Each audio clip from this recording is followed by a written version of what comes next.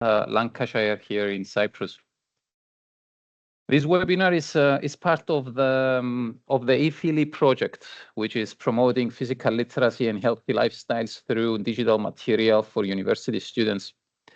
It's co-funded by the European Union under the Erasmus Sports program, an initiative dedicated to promoting physical literacy and healthy living, particularly among university students, by developing innovative digital material and resources. It brings together academics, practitioners, stakeholders from across Europe to explore how physical literacy can be better understood, embedded, and promoted within the educational systems and community settings. We believe that physical education teachers play a catalytic role and have a direct impact on future generations through their work in physical education courses. And that is why over the past 2.5 years, we have been developing a well-designed training program for university students who are studying physical education, sports sciences, exercise science, and related fields. This program will provide open access to learning resources, educational technologies, and thus equipping future professionals with the tools to lead and inspire. It is truly a pleasure to have you all with us today. And through this meeting, I see friends, I see colleagues from many different backgrounds, university professors, researchers, undergraduate and postgraduate students, PE teachers, school leaders, sports professionals, and both public and private stakeholders. And I have to say that this diversity is not just exciting, actually it's essential, because physical literacy by its very nature crosses boundaries. It's an inclusive, lifelong journey that touches lives in different ways across diverse contexts and stages of life. Today, we are honored to be joined by someone who has been instrumental in shaping the global conversation around physical literacy, Nigel Green, the chair of International Physical Literacy Association. Nigel has long been at the forefront of advancing a deeper, more holistic understanding of physical literacy, one that supports and embraces the whole person, physically, emotionally, cognitively, and socially. His work has significantly influenced research, policy, and practice, helping educators and systems worldwide align with the core belief that movement is a human right and that everyone, regardless of age, ability, or background, deserves to experience its benefits in a meaningful and empowering ways. In today's webinar, we will explore key questions such as what exactly is physical literacy and how it is interpreted across different disciplines and cultures. Why does it matter now more than ever, and how is it applied in various contexts? What are the current challenges, and how can education, research, policy, and practice work together to support its development? But today is not just about answering these questions, it's about opening up a dialogue. So we invite you all to engage fully, ask questions, share perspectives, challenge assumptions, reflect on how this topic connects with your own work and your own context. And before we begin, I'd like to take a moment to thank all those who have made this event possible, and especially and a sincere thanks to organizing team, especially Olia Tsevidanidou, our project partners Attilio Carraro, Antonino Mule, Nico Kasenidis, Manolis Adamakis, Yana Vasiskova, Viviana Zido, Miroslav Markovic, Anna Ruvi, Evi Stavru, Anna Podara, George Kalpoutzis, all our technical support colleagues, and of course Nigel for generously giving his time and expertise to this webinar. Moreover, just to ensure that the best possible experience for everyone is there in place, we kindly ask that you keep your microphones on mute throughout the presentation. And if you have any questions, please feel free to type them in the chat, and we will address them during the questions and answer session at the end. If you would like to ask a question verbally, please use the raise your hand function and we will give you the floor. So let's stay open to new perspectives, challenge established paradigms, and explore how we can bring these concepts to life within our own spheres of influence. I suppose we are now all ready to begin our journey of unpacking physical literacy together. Nigel, the floor is yours now. Thank you very much for that. And thank you for the introduction, and nice to have everyone with us this afternoon. I'm hoping you can see my slides. They're just uploading. Come on, there we go. Can everybody see that? Stathis, can you give me a nod just to, yeah, the thumb is up. Okay, let's move on then. Come on. Right, the aims of the session, speaking with Stathis earlier, we were looking to get a brief understanding of the definitions and key principles of physical literacy. And I have to say this is brief. As Stathis has said, with the ePhyLi project, we've got 8 modules that are associated to that project. And those modules should take around 3 hours each. And even that is only sort of touching on the surface. So as you can imagine, in this presentation, I will only touch on the surface, but hopefully give you enough to get you into it. And then I'm sure you can engage with the modules at your ease. I want us to look at how the concept is being applied in diverse contexts, and also reflect on the current debates and challenges in assessing physical literacy, because that's one of the key issues. You may well be aware, and I'm sure we've got people from many different countries, that physical literacy has grown exponentially, particularly I would say over the last 10 or 15 years. So much so that it really is at the forefront in many countries, particularly in relation to physical education, but also the wider aspects. And I'll explain how physical literacy interacts with many sectors of society. And you can see by the number of countries that are indicated on here, the breadth and the depth. And each country has its own sort of interpretation, and they've engaged with the concept in their own way. And that actually provides a very rich environment from which the concept is developing. And I say is developing because it is a very young concept. And concepts do take time to develop. And certainly the discussions, the richness of discussions we're having and continuing to have really help the concept move forward. So where did it come from? So initially, Margaret Whitehead, just over 30 years ago, undertook a doctoral project, and she was very much into the philosophy. She was previously a teacher of physical education, and then she went on to train teachers of physical education. So she was very much aware of the issues in relation to physical education. And one of the things that she was concerned about is the lack of respect that we give to the human embodied dimension, that holistic focus on how we engage holistically within any physical activity. She was also concerned about the low levels of physical activity around the globe, and we know how these are impacting on health, well-being, and the GDP of countries, because if we haven't got healthy and fit and active people, then we're not in a good position to be producing effectively within those countries. She was concerned about the focus on the more talented within physical education. And unfortunately, when I travel the world, I still see this. This is still an issue.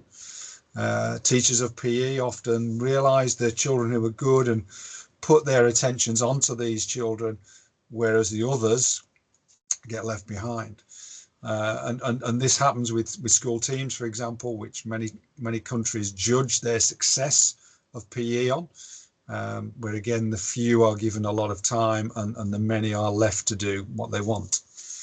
She was concerned about the ranges of experiences that children had in schools, and how these were often either limited to the facilities or equipment within the school, but more often than not the interests of the physical education teachers.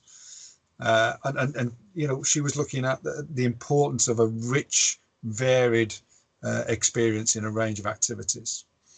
Other things she was concerned about was the inclusion and exclusion, as I've just mentioned, in relation to the talented in particular, but also in relation to children perhaps with special needs or disabilities, who for many years in physical education were perhaps offered an alternative to doing physical education, which often meant being in a classroom and not being active rather than actually engaging.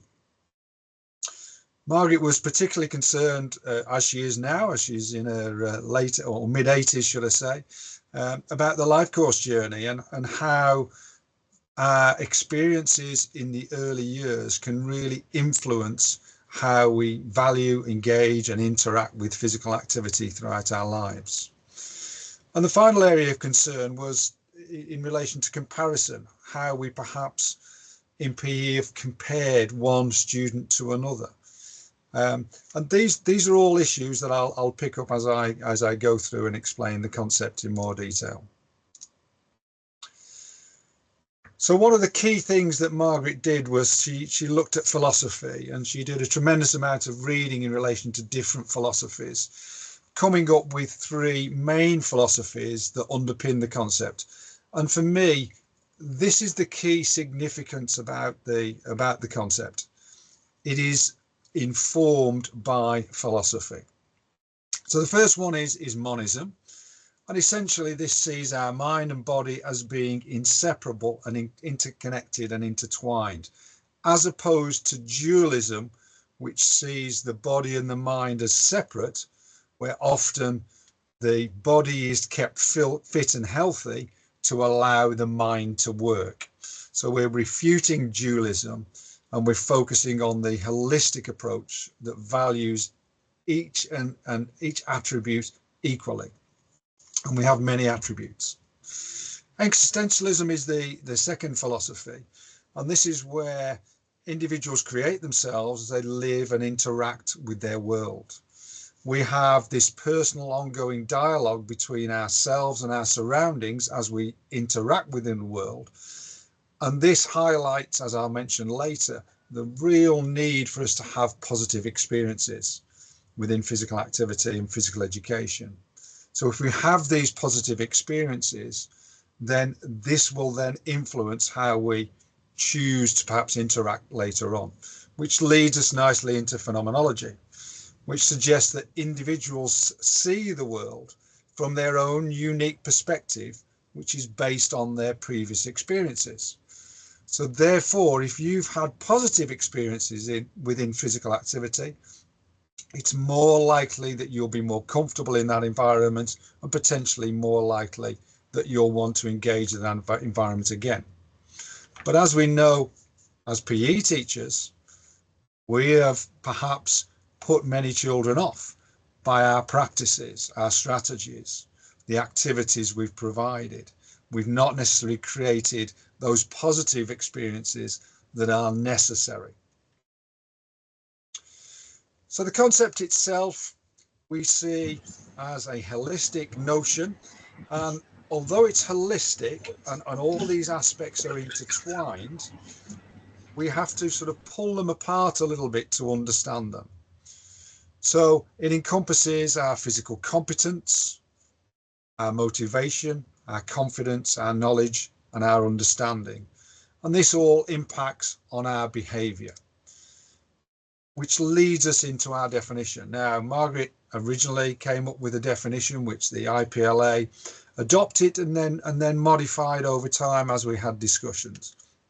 So essentially, we now suggest that physical literacy can be described as a motivation, confidence, physical competence, knowledge and understanding to value and take responsibility for engagement in physical activities for life.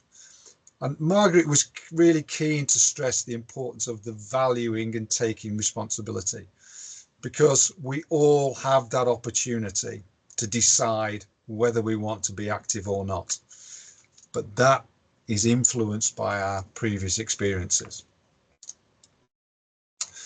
So as the concept has developed, we have engaged, or many countries have engaged with the materials and the ideas and the thinking behind them, and alternative definitions have arisen. As you'll see from the Australian definition, physical literacy is a lifelong learning acquired and applied in movement and physical activity contexts. It reflects the ongoing changes integrating physical, psychological, social and cognitive capabilities. You'll see similarities to the previous ePhyLi definition. However, the Australians emphasise that it's learning. Now, from my point of view, our learning and our experience influence our choices. So I would suggest that it's not our learning per se, but it's our learning that influences our choices, whether we decide to engage or not.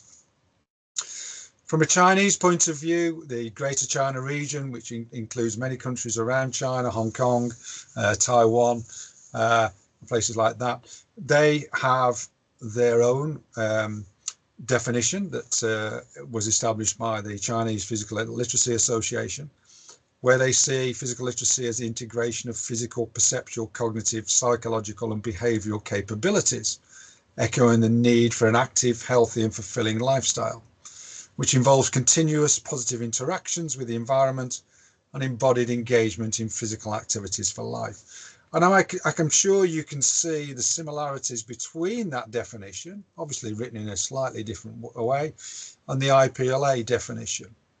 And this is similar for the American definition, which is obviously a lot shorter.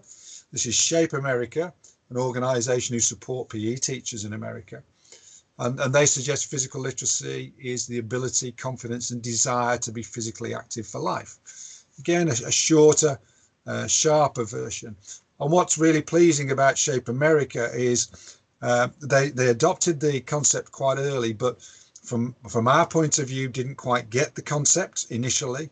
But certainly the later material that they've put out on the website is very much more focused on the holistic focus of physical literacy.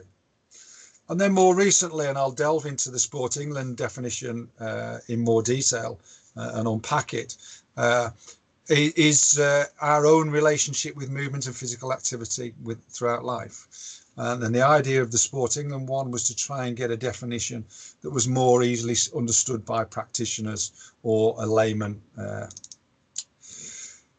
So moving on to the idea of consensus. There's been a lot of talk about consensus, and one of the first consensus statements was between ourselves and Canada Sport for Life, where they adopted the physical literacy, the ePhyLi definition.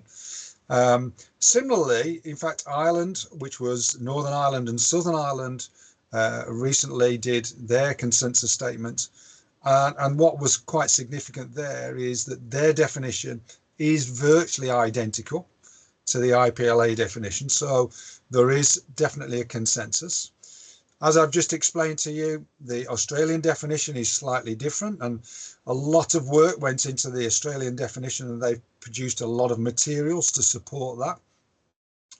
And as I've explained as well, the Chinese definition, which has integrated their ideas on Marxism, Taoism, holism, really has allowed that subtle difference in relation to definitions. The Sport England one, I'll explain as I unpack it shortly, but I just want to refer to the 2 points at the top in the orange. John Kearney did a Sport for Life webinar not so long ago, and he suggested, as Margaret would now agree, that actually the definition, yes, as long as the key principles are within those definitions, and I think you've seen from what we're saying that those key themes are there, then what matters is how we then unpack it. That's the important thing. And there's also been a global physical literacy study that's been going on for a number of months, led by Johannes Karl, who's based in Australia at the moment. And that has come up with a similar idea. You know, the suggestion we can have subtly different definitions that are related to the culture and the context of a particular environment. But what's important is understanding those key principles that underpin the concept. Sorry.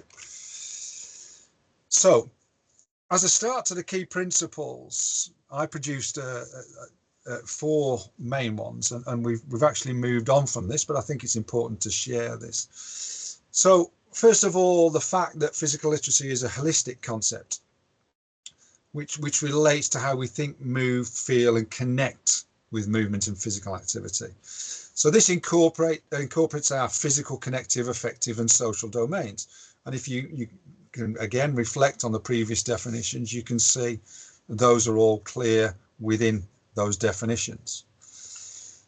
Physical literacy is inclusive. Recognize the personal nature of an individual's relationship with movement and physical activity. And it's about how physical activity and movement are meaningful and provide a personal satisfaction and a sense of belonging to that individual, no matter what ability or disability. And this is really key, again, really key to physical literacy. I see it as empowering, recognizing the individual's unique motivations to be active. And as we know, for some of us, the motivation can be to develop our competency within particular activities. For others, the challenge of competition, or the mastery of a skill or a technique, or the idea of progression. But it's up to us how we choose to engage. And this empowering is very, very important. This also links with the fact that it's person-centered. So physical literacy recognises that our engagement, or how we value physical activity, is important for all of us. Is it about us wanting to have fun? Does it offer us different opportunities, perhaps to lead or to be part of a team or take responsibility? Is it relevant and focused on our cultural environment? But most importantly, is it what we value? And as individuals, we need to be clear on that. So moving on to the concept and the definition, and picking this up through the Sport England consensus work, you can see the definition there. Physical literacy is our relationship with movement and physical activity throughout life. And one of the most perhaps challenging aspects is actually the term physical literacy itself. And I know I can see Stathis on my screen, and I know in Greece, I think there are 3 different terms that can be used to describe physical literacy. And I know this is the case in a number of different languages as well. And often, actually, no one of those particular terms can describe the concept clearly. One of the things Margaret suggested was that physical literacy was our embodied interaction, so our holistic engagement within an activity. But for many, that use of that term, embodied interaction, was quite a challenge. Another way Margaret used to describe it was our disposition, how we're inclined to behave in certain circumstances. And again, the term disposition, some people see it's something that we've always got. I don't personally. I see it as something we can change, and it changes as we are influenced by experiences. But again, disposition was perhaps a term that wasn't easily understood. So then we looked at choice, but we came up with relationship.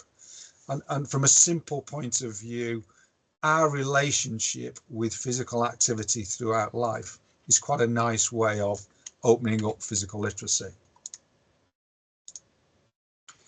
And you can see from the diagram that I'm showing here, having a positive and meaningful relationship is really important.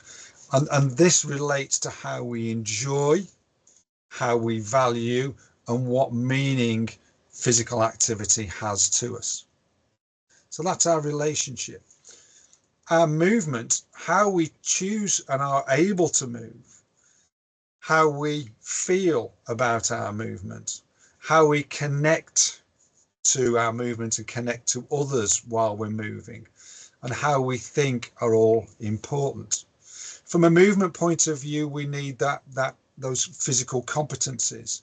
From a thinking point of view, we need to know and understand what to do and how to do things and why to do things.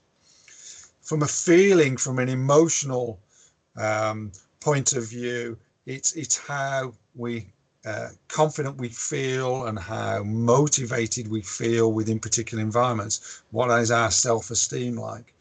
And from connecting point of view, it's this social aspect. You know, do we want to do things by ourselves, or do we want to do things with other people, or perhaps a combination?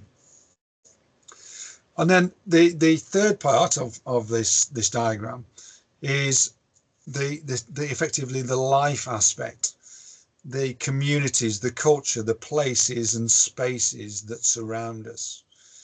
And if we think of the ecological aspects in relation to our choices to engage, we've got our culture, we've got our policies, we've got our structures, our environments, our institutions, our families, and all of these will impact on us and how we choose and decide whether we want to be active throughout our lives. So what we've done more recently is we've looked at the key principles, as I was mentioning earlier, and this is something we've done within the last few weeks. We've tried to link these key principles to the triangle, the square and the circle you can see on the right hand side. And this is work that's ongoing in England, a part of Sport England's initiative, with the idea of this material going out to teachers, to coaches, anybody working with young people, so they can perhaps reflect on their practices through a physical literacy lens. So taking the first one, the fact that we're looking at tailored. This is where we're seeing as movement experiences being adapted to the people who we're engaging with. So they're person-centered, to make sure that they have meaning and value to those people, that the activities that we're providing are responding to their individual needs, circumstances and strengths.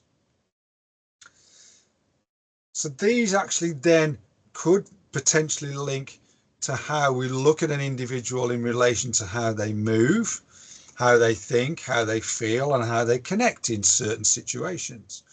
So for example, if you're a teacher of physical education and you've got your class, and let's say you're using basketball as an activity, you can observe that your class from a movement, from a thinking, from a feeling and connecting point of view, and you can see how they are valuing, enjoying, and how it's got meaning to them. So you are then in a position to potentially tailor your activities and your tasks and your teaching strategies to the needs of the individuals within that group. And I often say to teachers, this is the real challenge from a teaching point of view. You've got 30 children often in your class, sometimes more if you go to other countries. They've all had different experiences. They've all got different capabilities, different needs, different things that they enjoy and that they don't enjoy. And as a teacher, you've got to take these into account, and you've got to tailor the experiences within your lesson that enables them to develop holistically. So that's a move, feel, think, connect point of view, so that they can enjoy, gain meaning and value from the activities you're doing. From a holistic point of view, as you can just see, I've just mentioned the fact that the physical, the social, the cognitive and affective elements are all seen to be important. And again, if I refer to teaching, and I look back at my teaching career, which was for over 40 years, certainly in the early stages, and I'm talking to I was talking to someone in India yesterday about some of the practices they've seen. We very much focus as PE teachers on the physical. We think about the skills we need to develop, how we can develop them, and how we then apply them into a game situation. Perhaps secondary, we think about the cognitive aspects. We think about whether they understand how to perform the skill, perhaps, whether they understand how to apply the skill, or how to apply the rules, or to know about the different tactics within a game. But too often we forget about how they feel and connect, these affective aspects. And for me, one of the important things I suggest for teachers to do is, when they're planning a lesson, to have clear learning outcomes that focus on the physical, the social, the cognitive, and the emotional aspects of learning. This way, we don't just focus on the physical. We think about the holistic development of the child. And this should be the case for coaches in the community as well, and other providers of physical activity experiences. From a reflexive point of view, we want individuals to reflect on their progress. But again, the reflection should be holistic, not just on whether you've won a game, whether you've played particularly well and scored X number of goals.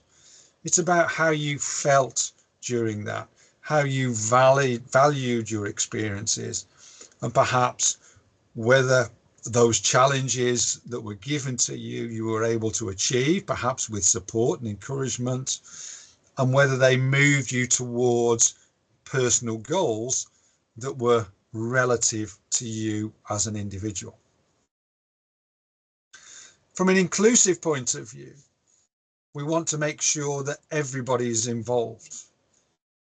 And I think if you look at the circle from this point of view, we think of communities and how communities are built. And sometimes communities are created that allow people to be active and encourage people to be active, so they have those opportunities.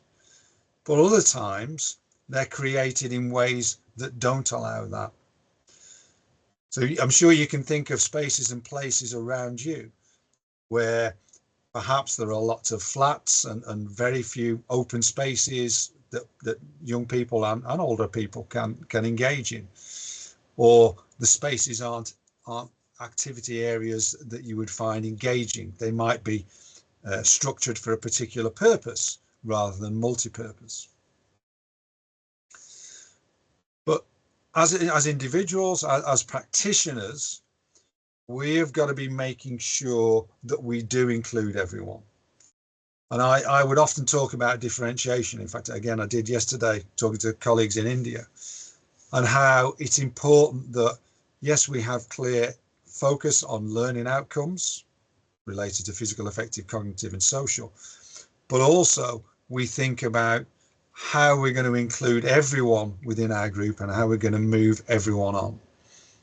I think I mentioned earlier the fact that we have children with disabilities, with special needs of different types. And often PE teachers haven't had the training or the experience to understand how it's best to work with people of different abilities. And we need to make sure that we are able to include people in our physical activity environments. We need variety. I always say variety is the spice of life, and certainly I was fortunate enough to have many varied experiences in the different schools and institutions that I was involved with, and to me that richness has allowed me throughout life to enjoy many different experiences. And as I mentioned earlier, often in schools we're limited perhaps by the facilities. Again, referring to a conversation with India, you've got classes, often 50 or 80 students with very limited facilities and very limited equipment.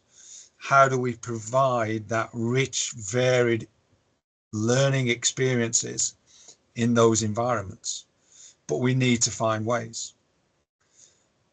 But it's not just the actual environment, it's the activities that are taking place. It's whether they're individual based, it's whether they're group based, it's whether they're competition based or challenge based. And it's having that rich vein of activities that allow people to engage in for periods of time so they can develop their confidence, competence, motivation, knowledge and understanding that is important.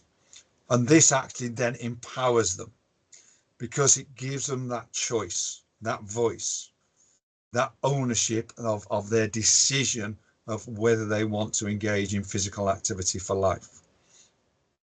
And this choice and voice can be part of your lessons. You can talk to children about the different types of challenges you're looking to provide them. You can provide different challenges and the children can choose challenges that they think are appropriate to us. And I often think of Mostyn's inclusion strategy, where you have the traditional high jump bar.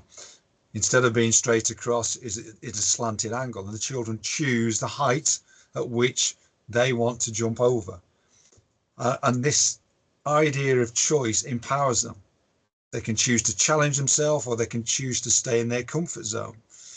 And obviously, as a teacher, then it's up to you to provide those opportunities that empower them and allow them to develop their confidence, motivation, confidence, knowledge and understanding. These principles, I think, are important for us to consider, particularly as educators. And you can see this is a simple column, a simple chart that we started with, but have since moved on from, where we're looking at how the principles can apply to different sectors.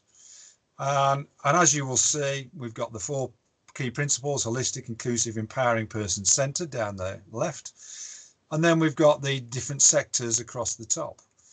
So from an educator's point of view, from an holistic, it's teaching movement in a way that supports not just skill development, but confidence, motivation, enjoyment, focusing on lifelong engagement, as I've just said.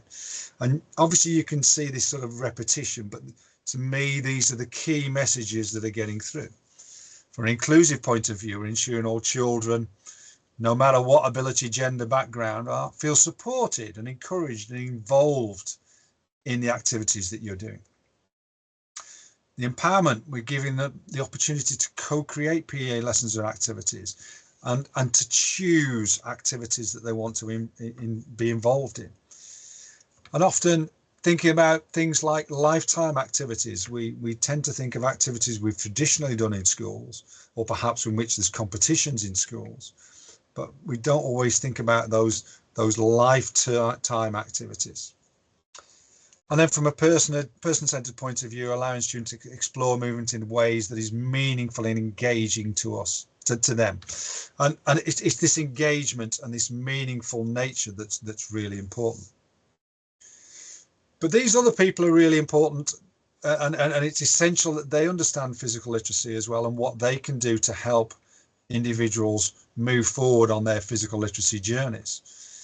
So healthcare professionals, we've done work with a number of different groups from a healthcare point of view, and they can see how understanding the concept gives them a more holistic focus and not just a medical focus on the things that they can do. And recognizing that movement contributes to holistic health and particularly well-being and the quality of life is really important. And increasingly, we've had prescription of exercise as being more important than prescription of tablets. Recognizing barriers to physical activity and working with individuals to find ways in which they can be more involved in physical activity, so getting them included. And healthcare professionals often have access to different organizations they can guide people towards and support people in doing. Encouraging people to set their own movement goals. And again, obviously this depends on the time that is allowed for healthcare professionals, but obviously we would suggest that this is something that they should encourage. And then tailoring the movement advice to the personal preferences and needs of the individuals that they're working with. Coaches certainly, I would say, are very, very similar to educators or PE teachers, in that they're looking, or they should be looking, at the long-term holistic development of an individual rather than short-term performance. And I'm sure many of you will know coaches who are just focused on the winning and the short-term gains rather than that holistic development of an individual over time. Using adapted strategies and varied means of supporting the interests to make sure everyone's involved. And again, I talk of experiences of running school teams where you'd have substitutes, and some people who'd run in teams would leave the substitutes on the side and they would never get a time on the field. Others would give an equal spell of time to the substitutes who came along. And it's important that they feel involved if you want to keep them engaged. Involving the youth in making choice about how they train and how they participate, and also encourage them to set goals as well, similar to the physical education. From a community organisation point of view, promoting movement as a tool for holistic well-being and connection and lifelong learning is really important from a community point of view. Helping the planners design spaces that encourage people and are equitable in relation to encouraging and allowing people to have these opportunities. Developing youth-led programs, so allowing the young people to take ownership of what they're trying to do and the areas in which they're trying to work. And again, offering that range of movement experiences and opportunities based on the different cultural and stages of life and the abilities of different people. And then finally, in relation to the planners and developers, where they have a significant role in creating the environments that we choose or can engage in, and making sure that these environments meet our holistic needs. Thinking about the multi-generational spaces, and again, the different abilities and disabilities that people have, and how everybody can be encouraged and motivated depending on the environment in which they're working in. And then consulting with local people to understand their needs and aspirations, and making sure that the spaces and places that are provided are centered on the people in which we're looking to support, which is everyone. Okay, I just want to pick up now on some of the current debates, particularly in relation to assessment and physical literacy. Again, when I talk about physical education, and we're currently doing this at the moment in England, we've had a curriculum review, and there are now suggestions about how we move forwards, how the curriculum should be modified. But for me, the key aspect of this is how we then choose to assess. Because often you will have a curriculum with all its aims and its structure and its processes, etc. And then you will have an assessment. And the assessment will guide how people will move towards, and the work that they will do in relation to the curriculum, moving towards the assessment processes. So assessment is very important in driving the processes and practices of teachers. And unfortunately, certainly from a UK point of view, I've seen quite a significant change over my 40 years. When I initially started teaching, there was no compulsion to assess. We provided simple reports, which were a reflection on how the child was getting on in the physical education lessons. Over time, we introduced exams, and this was for certain children who wanted to choose to do exams at the age of 16 and 18. And that then started to drive the way in which we created our physical education curriculum, because teachers were assessed on their performance of the students in their exam subjects, not the rest of their practices, but just on their exam subject. So this really pushed teachers towards focusing their practices towards these, which to me has had a sort of negative effect. So essentially, how we choose to assess is really important. So a few examples. There's a paper out quite recently by, you can see it there, Tyler, Miller, Barnett and others, which looks at the validity and reliability of physical literacy in children questionnaire, which was developed in Australia, which had 30 little images, sort of cartoon character images, which says, this is not like me, this is very much like me. And children aged 8 to 11 were encouraged to say where they were on a sliding scale. So what was good about this, it was quite a neutral figure, being a caricature, and the idea of them being allowed to move a slider one way or the other, depending on where they felt they were. And there were these 30 statements and examples that were used, which did cover the physical, affective, cognitive, and social. However, that, as with any sort of test, it has its limitations, and the sort of activities that were chosen were perhaps sometimes, in many cases, simple single skill aspects, which perhaps were relevant to an Australian context, but might not be relevant to other contexts. So, although it's a nice questionnaire and it can be done and it can be validated, we have to ask, is it what we want? Canadian Assessment of Physical Literacy, or CAPEL, has been through a number of iterations, and there have been a number of other Canadian products that have allowed people to reflect on their physical literacy. A number of them have involved sort of testing and measuring and categorizing and giving scores or points according to the levels in which individuals have attained.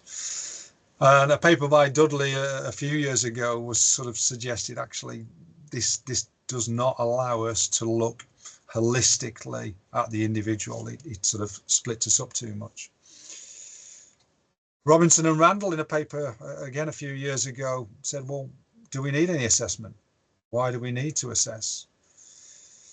But as I've just said to you earlier, I think we do have a clear need, particularly from a physical education point of view, to have a focus on what we're trying to work towards. And I think what's very useful is a paper that's been recently published again by Lisa Young, Justin O'Connor, Alex Mouton, Johannes Jarring, Johannes Karl, which is looking at biographical mapping.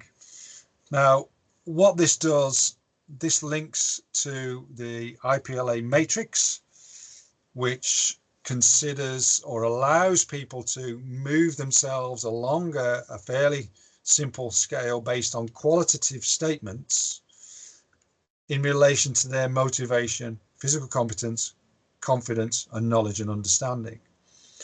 And as you can see from the example here, this is up to the individual to do. It's their perception of where they're at. They can itemize certain aspects that have helped influence that. So, for example, riding a horse for the first time, how they felt, getting a bike for Christmas, going on a hiking holiday with the family, and how this has influenced their motivation, confidence, physical competence, knowledge and understanding. So it's a very simple way of doing things, and I think I've seen many iterations of assessment in physical education. Some have been up to 220 odd questions, which physical education teachers will never do because they haven't got the time.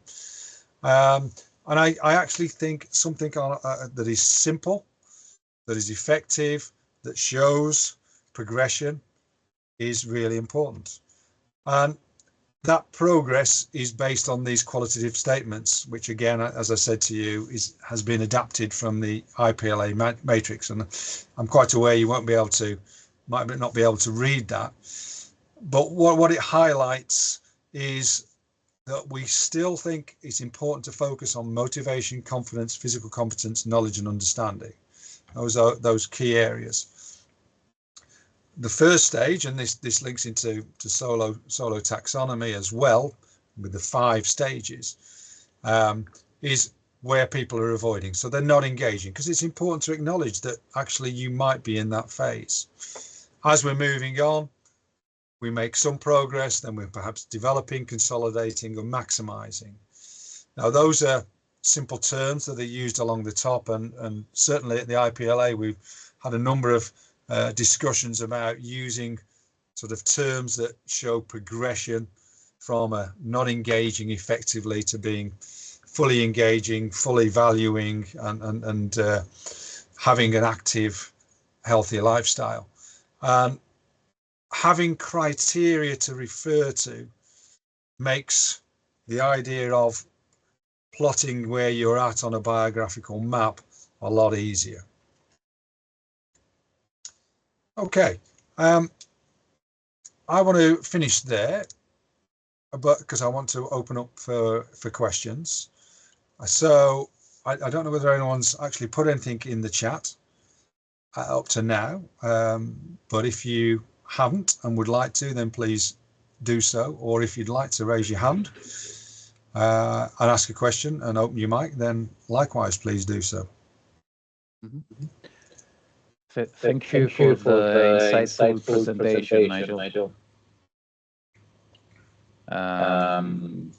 If anyone from the participants have any question, please, you can type them, as Nigel mentioned, in the chat, or you can simply raise your hand.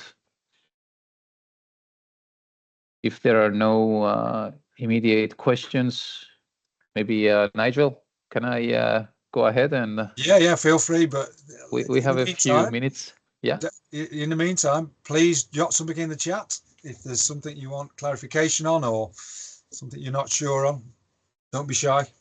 Go on, Stathis, fire away. Okay. So following up from the whole content we just went through, what are the biggest challenges that you see in embedding physical literacy into formal education systems? How can we work around them, especially in a resource-limited or rigid curricular environments? I think this is an important area for discussion as we look at how physical literacy can be integrated effectively within these existing structures. Yeah, okay. How long have you got? 1 minute, maybe. 1 minute. Okay, so in 1 minute. Okay, policy is important because policy will drive impact. So that's the first thing. However, before that, I think getting people to understand the concept. And one of the main things we do is when we work with individuals is get them to reflect on their own physical literacy journey. And as you know, this is within the ePhyLi modules. And taking time to think about what has impacted on you, who has impacted on you, and how has it impacted on you can be really powerful. Because I know most people on this call probably have had positive experience from physical activity, and that's why you're engaged in physical education. But there's thousands and millions out there who've had negatives. What's influenced them? Why has it influenced them? And if we can start to understand that, then we can start to then look at our practice. If we then look at our practice through those key principles, and we take that helicopter view through that physical literacy lens at what we're doing, and are we looking at having physical, effective, cognitive, social learning outcomes? Are we providing that inclusive environment? Are we making sure everybody is enjoying it, being challenged, supported, encouraged, and so on? Are they setting goals? Are they choosing, etc.? All of these aspects. So getting them to understand the concept and then helping them to understand what it looks like. So this is something we're doing at the moment with Sport England, and something I'm involved with the Mostyn's Spectrum Institute. Getting little teaching scenarios and looking at how the different Mostyn strategies can be used and how they potentially can impact on physical literacy. Similarly, we can do this with models-based practice. Look at sport education, teaching games for understanding. How do they impact from a physical literacy point of view? Not quite a minute, but more or less there.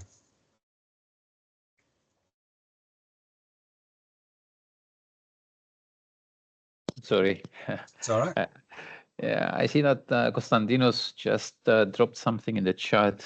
He's asking what is the importance of physical literacy in promoting long-term health and well-being, and how can it be developed in children? Again, I think from what I've just been saying, physical literacy looks at the holistic nature and really focuses on holistic development. It's inclusive, it's empowering, and if we get the experiences right for young people, and I'm talking at parents with early years providers, so nurseries, kindergarten, that sort of thing. Certainly the early years of education and later years of education, so throughout the whole education. If we have enabling really positive, rich, varied experiences, then there's more likelihood that people will want to be active for life. It's not rocket science, but at the same time, we've still got to provide the facilities, the equipment, the coaches, the teachers who understand this and can then provide that. Mm-hmm. And Nigel, maybe in the next few seconds, since Andreas has also put a question in the chat, before we wrap the whole webinar up, what are the barriers into 2025? In theory, it sounds nice, but in action, it's a different story. Now with social media and the whole freedom, children are a bit more hectic. Yeah, I mean, barriers, I mean, you can look at barriers in a number of ways. I suppose one of the biggest barriers is actually teachers of PE who are entrenched in their practice. And I think in a lot of countries, once you've got that ticket to teach, you go into your school, you settle down, and as long as you're not upsetting people and as long as your children are behaving themselves, then you're okay. And you can sit there for the next 40 years and you don't have to do anything. Unfortunately, a lot of our practice is based on our own personal experiences, and therefore we tend to replicate them. And one of the issues is we don't then engage with CPD, continuing professional development. And I think for me, we need to as a barrier, we need to encourage everybody to be more proactive from a professional development point of view. And we need to share the concept, to get it out there, to get them to reflect on the practices, to work together. I think it's really powerful if you get someone to observe your teaching and ask them to look. You can use those characteristics I've just shared. Ask them to look at those characteristics. Are you addressing those key characteristics as in relation to your provision at your school? You know, get someone to be critical. Look for the positives, but also look to the areas you can improve. I think that's probably one of the biggest barriers, because we have a massive population. We have a massive group of PE teachers, a lot of whom are quite comfortable doing what they're doing, a small number of whom are prepared to move things forward. Yeah, having critical friends is always important. Nigel, I think we are nearing the end of this webinar. So before I wrap everything up, I know that Olia would like us all to evaluate the webinar, and therefore she's going to share a QR code. I think this is on the screen right now. And she's going to send an email with a link for a feedback survey. I would like to kindly ask everyone to complete that at some point within the day. So thank each one of you for being a part of this rich, meaningful conversation. I think we have explored how physical literacy is about the whole person, how we think, how we feel, how we move, how we connect. It's holistic, it's inclusive, it's empowering, and above all, it's personal.